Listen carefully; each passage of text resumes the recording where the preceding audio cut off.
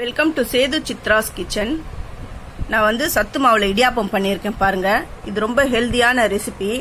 இந்த ரெசிபி உங்களுக்கு தெரியணும்னா என்னுடைய வீடியோவை ஸ்கிப் பண்ணாமல் பாருங்க. ஃபர்ஸ்ட் இந்த வீடியோவை பார்க்குறவங்க என்னுடைய சேனலுக்கு சப்ஸ்கிரைப் பண்ணுங்க. அப்போதான் நான் போடுற ஒவ்வொரு ரெசிபியும் உங்களுக்கு நோட்டிஃபிகேஷன் காட்டும். வாங்க வீடியோக்குள்ளே போகலாம்.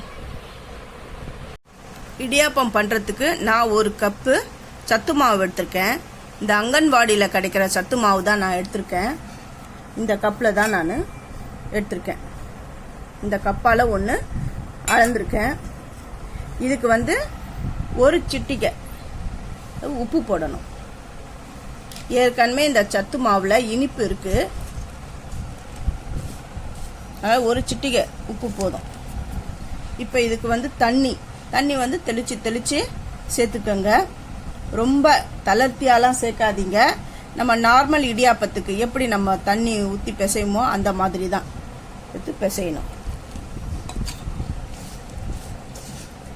நான் இதெல்லாம் பிசைஞ்சிட்டு நான் உங்களுக்கு காட்டுறேன். பிசைஞ்சிட்டேன் பாருங்க.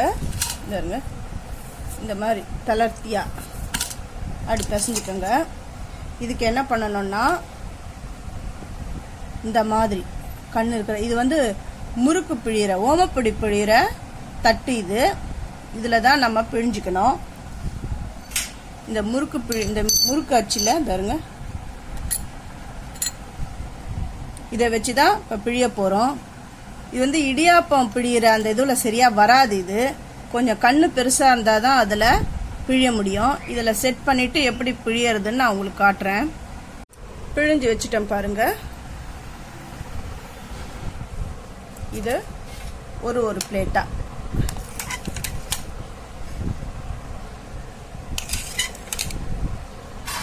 இப்போ இதை ஆவியில வேக வச்சு எடுத்துட்டு வரேன். உள்ள தண்ணி விட்டு தண்ணி சூடாயிடுது. இதை வச்சிருக்கேன். இப்போ இதை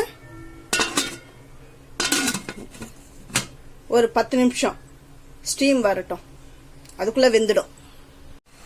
இடியாப்பம் வெந்துடுச்சு பாருங்க, நல்லா குக் ஆயிடுது. இப்போ நான் இதை எடுத்து டிஸ்பிளேல உங்களுக்கு காட்டுறேன். சத்து மாவுல செஞ்ச இடியாப்பம் ரெடி ஆயிடுது. இந்த ரெசிபி உங்களுக்கு பிடிச்சிருந்தா என்னுடைய சேனலுக்கு லைக் பண்ணுங்க, ஷேர் பண்ணுங்க, சப்ஸ்கிரைப் பண்ணுங்க. தேங்க்யூ.